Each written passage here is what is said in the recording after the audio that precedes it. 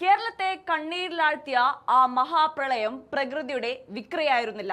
മറിച്ച് കഴിഞ്ഞ പിണറായി സർക്കാരിന്റെ അനാസ്ഥയും കോടികളുടെ അഴിമതിയും ഒത്തുചേർന്ന് സൃഷ്ടിച്ച ഒരു വൻ ദുരന്തമായിരുന്നു എന്ന UDFന്റെ തുടർച്ചയായ ആരോപണങ്ങൾക്ക് ഒടുവിൽ ഔദ്യോഗികമായി അടിവര വീണിരിക്കുകയാണ്. UDF നേതാവും MLAയുമായ മാത്യു കുഴൽനാടൻ പുറത്തുവിട്ട ആ സ്ഫോടനാത്മകമായ ശബ്ദരേഖയ്ക്ക് മേൽ ഇപ്പോൾ ആഭ്യന്തര വകുപ്പ് പ്രഖ്യാപിച്ച ക്രൈംബ്രാഞ്ച് അന്വേഷണം മുൻ മുഖ്യമന്ത്രിയും ഇപ്പോഴത്തെ പ്രതിപക്ഷ നേതാവുമായ പിണറായി വിജയന്റെയും LDFന്റെയും നെഞ്ചിടിപ്പ് കൂട്ടുകയാണ്. കഴിഞ്ഞ ഏപ്രിൽ 7 മാത്യു കുഴൽനാടൻ നടത്തിയ വാർത്താ സമ്മേളനത്തിൽ കൃത്യമായ തെളിവുകളോടെയാണ് മുൻ ഭരണമുന്നണിയുടെ പൊള്ളത്തരം അദ്ദേഹം പൊളിച്ചടക്കിയത്.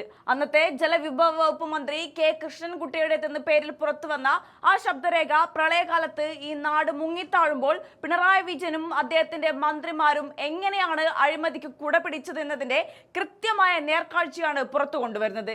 തോട്ടപ്പള്ളി സ്പിൽവേ കൃത്യസമയത്ത് തുറക്കാതെ ഒരു മാസം വൈകിപ്പിച്ചത് വെറും അനാസ്ഥയായിരുന്നില്ല, മറിച്ച് മേരി മാത എന്ന വൻകിട കരാർ കമ്പനിയെ സഹായിക്കാനും 300 കോടിയോളം രൂപയുടെ മണൽ കൊള്ളയ്ക്ക് വഴിമരുന്നിടാനുമായിരുന്നു എന്ന് ഈ ഓഡിയോയിലൂടെ മാത്യു കുഴൽനാടൻ അക്കമിട്ട് നിരത്തി.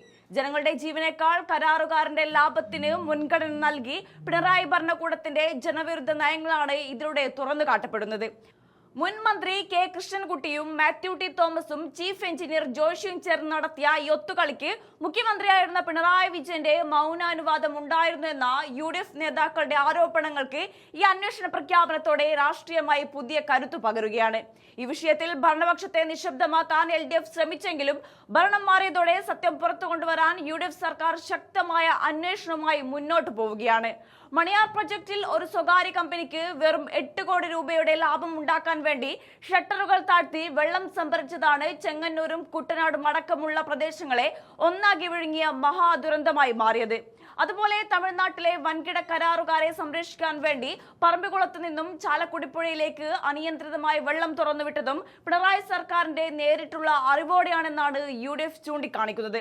സ്വന്തം ജനത പ്രളയത്തിൽ ഒലിച്ചു പോകുമ്പോഴും കോർപ്പറേറ്റുകളുടെയും ഇടനിലക്കാരുടെയും പോക്കറ്റ് വീർപ്പിക്കാൻ ഒത്താശ ചെയ്ത പിണറായി വിജയനെതിരെ UDF ഇപ്പോൾ കടുത്ത രാഷ്ട്രീയ ആക്രമണമാണ് അഴിച്ചുവിട്ടിരിക്കുന്നത്. ഇതിനെ പ്രതിരോധിക്കാൻ ഈ ശബ്ദരേഖ വ്യാജമാണെന്നും AI നിർമ്മിതമാണെന്നും പറഞ്ഞ് പ്രതിപക്ഷത്തിരിക്കുന്ന LDF നേതാക്കൾ രംഗത്തെത്തിയെങ്കിലും ഇപ്പോൾ പ്രഖ്യാപിക്കപ്പെട്ട ഉന്നതതല ക്രൈംബ്രാഞ്ച് അന്വേഷണം അവരുടെ സകല പ്രതിരോധ കോട്ടകളും തകർത്തെറിയുന്നതാണ്. ആരോപണങ്ങൾ കേവലം രാഷ്ട്രീയ പ്രസ്താവനകളല്ല, മറിച്ച് ശാസ്ത്രീയമായി തെളിയിക്കപ്പെടാൻ പോകുന്ന യാഥാർത്ഥ്യങ്ങളാണെന്ന് മാത്യു കുഴൽനാടന്റെ കടുത്ത നിലപാടുകൾ വ്യക്തമാക്കുന്നു. പ്രളയ ദുരന്തത്തിന്റെ പേരിൽ വോട്ട് ബാങ്ക് രാഷ്ട്രീയം കളിച്ച പിണറായി വിജയനും കൂട്ടർക്കും ജനക്കൂട്ടത്തിന് മുന്നിൽ മറുപടി പറയേണ്ടി വരുന്ന വലിയൊരു രാഷ്ട്രീയ തിരിച്ചടിയാണ് ഈ ക്രൈംബ്രാഞ്ച് അന്വേഷണം മാറും. വരും ദിവസങ്ങളിൽ ഈ അന്വേഷണം പിണറായി വിജയന്റെ രാഷ്ട്രീയ ഭാവിക്ക് മേൽ വലിയൊരു ചോദ്യചിഹ്നമായി ഉയരുമെന്ന് ഉറപ്പാണ്.